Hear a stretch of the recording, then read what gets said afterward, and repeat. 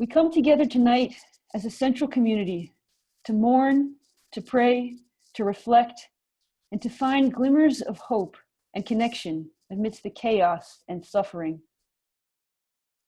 Bereshit bara Elohim et hashamayim ve'et haaretz.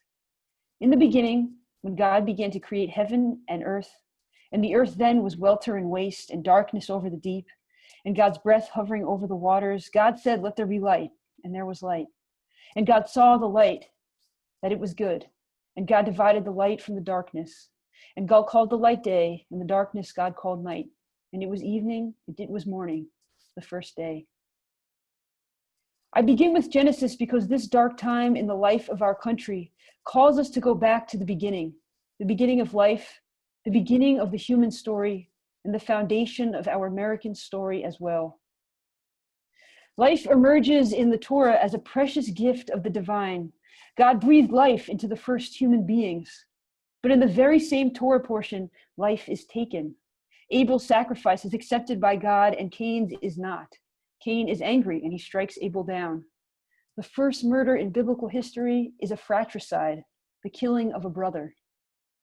When Abel is dead, God calls out to Cain, "What have you done? Listen, your brother's blood cries out to me from the soil. Kol demei achicha tzoakim alai ha'adamah." Why does the human story open with murder? Why follow the creation of life with the taking of life? It is to teach us three simple but profound lessons. First, life is sacred. We learn this from the beginning. Every human being is made in God's image. Second, because we are made in the divine image, our lives possess irreducible value. And third, all humanity is a single family. Through the story of Cain and Abel, we learn that all murder is fratricide. Your brother's blood cries out to me from the soil, God tells Cain. God can hear the silent scream of the brother who has been slain. The sages of our tradition note that the word blood in the biblical text is actually written in the plural form. Demei achicha, your brother's bloods cry out to me. And they ask, why the plural? The Midrash teaches that not only was Cain's blood shed, but the blood of all his possible descendants. And so it is with every death, an entire world disappears. As the world watched George Floyd fighting to breathe, as we saw life fade from his body, as he struggled and then grew still, we saw so many heartbreaking losses. The sacred spark of life extinguished, a human being lost to his family and friends, all his potential, all that he might have become forever lost, an entire world destroyed. Cain and Abel, the tragic story of our primal conflict is still being told. It is built into our nation's foundations. In 1937, sickened by a photograph he saw of two young Black men lynched by their fellow citizens, Jewish poet Abel Meeropol wrote, "Southern trees bear strange fruit, blood on the leaves and blood at the root. Black bodies swinging in the southern breeze, strange fruit hanging from the poplar trees."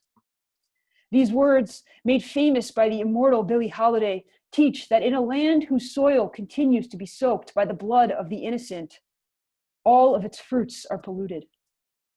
Listen, God tells us, listen. Your brother's blood cries out to me from the soil. Today, our American soil is stained with the blood of thousands of Black men, women, and children killed by the police. It cries out with the blood of George Floyd, Breonna Taylor, Ahmaud Arbery. It cries out with the blood of Tamir Rice, Trayvon Martin, Emmett Till. It cries out with the blood of Azelle Ford, who was walking in his neighborhood, and a Tatiana Jefferson, who was babysitting her nephew at home in Fort Worth, and Botham Jean, who was eating ice cream in his living room in Dallas, and Dominique Clayton, who was sleeping in her bed, and so many more whose silent screams we are called to hear. Looking out over the country today, American hero Brian Stevenson challenged us in a recent interview to view the protests in the context of America's racist past. He told The New Yorker, "I think everything we are seeing is a symptom of a larger disease. We have never honestly addressed all the damage that was done during the 2.5 centuries that we enslaved Black people. The great evil of American slavery wasn't the involuntary servitude. It was the fiction that Black people aren't as good as white people and aren't the equals of white people and are less evolved, less human, less capable, less worthy, less deserving than white people. So for me, you can understand these present day issues without understanding the persistent refusal to view Black people as equals. It has changed but the history of violence, where we used terror and intimidation and lynching, and then Jim Crow laws, and then police, created this presumption of dangerousness and guilt. As the soil cries out with the blood of our brothers and sisters, we are a nation in mourning, a nation that has lost touch with those sacred definitions of life and human connection found in Genesis, a nation seeking to build anew from the devastation and death. As a people, we have stood in this place before. Every year on Tisha B'Av, the 9th of Av, we mark the destruction of the first and second temples, moments of national reckoning and tragedy when the Jews were exiled from their land. We do not turn our eyes away from tragedy. We mourn for what was destroyed. Like our mother Rachel, who stands on the roadside, weeping for her children who have lost their home, we refuse to be comforted. But we also hear the words of the prophet Jeremiah echoing through the depths of despair. There is hope for your future. Your children shall return to their country. So we ask ourselves, what can grow from a land stained with blood? How can we heal this country and come home to our cherished American ideals of liberty and justice for all? As Jews, we know that despair does not have the last word. We know that there is evening and there is morning. A new day will dawn, but it will take all of us to bring back that light. In just a minute, we will break into discussion groups led by our Central in Action and Justice leaders. We will reflect on this moment in America and connect with one another in shared pain and hope.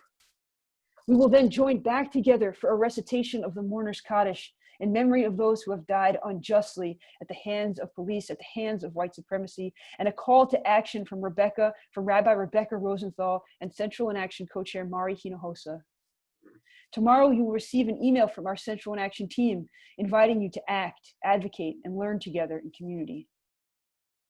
As a community, we remain committed now and always to combating the plagues of racism and white supremacy through criminal justice reform and ending the mass incarceration of people of color in New York and across the country. So let us illuminate this dark night together. May we hear the cries of our brothers and sisters, the silent screams of the dead, the calls of those who suffer, summoning us to stand with them. May we join our voices with theirs and with the groundswell of voices calling for change from every corner of our country.